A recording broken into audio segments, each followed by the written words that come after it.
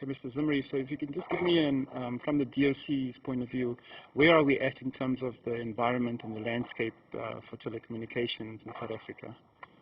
Well, as I mentioned earlier on, is that we just promulgated the Electronic Communications Act, Act number 36 of 2005, and that act is basically sort of leveling the playing field for operators and also create a new landscape in terms of a new licensing regime, and sort of and also create a platform for the introduction of new technologies.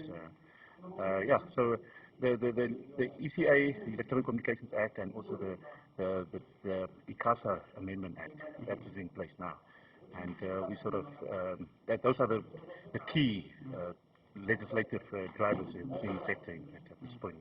Now, just on the ICASA amendments, what does that really mean for like the ordinary consumers? For the ICASA amendments, basically just sort of giving the regulator more powers, in fact, to establish their own regulations.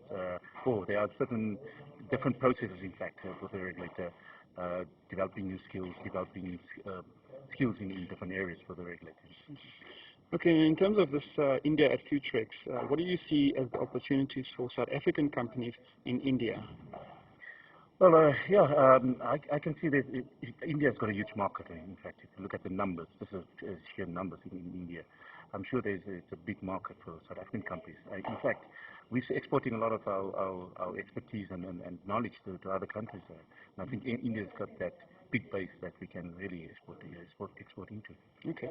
And so what do you think South African companies and maybe just the general, like South Africa as a society can learn? What can we learn from the Indians?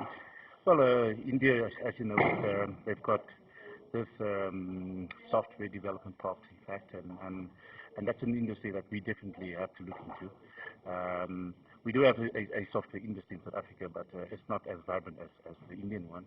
Mm-hmm. India, and I think maybe the Indian skills are possibly more cheaper than the South African ones, and they developing skills over a period of time, whereas our skills they tend to move from sector to sector. They're not really specializing in the area. Mm-hmm. Yeah, I've seen personally that I think we do have some good expertise in application development on mobile platform cell phones, and that could be something that we could export to places like India. Any other comments or observations where you see opportunities from now until 2010 coming down the road for South African telecommunications or ICT industry? Well, in fact, as you noticed that broadband in South Africa it's there's a low penetration of broadband in South Africa, and government is looking at means and ways of how to introduce a bigger uptake and more robust type of broadband network in South Africa, and we are looking at putting policies and a legislative framework in place for that. Okay.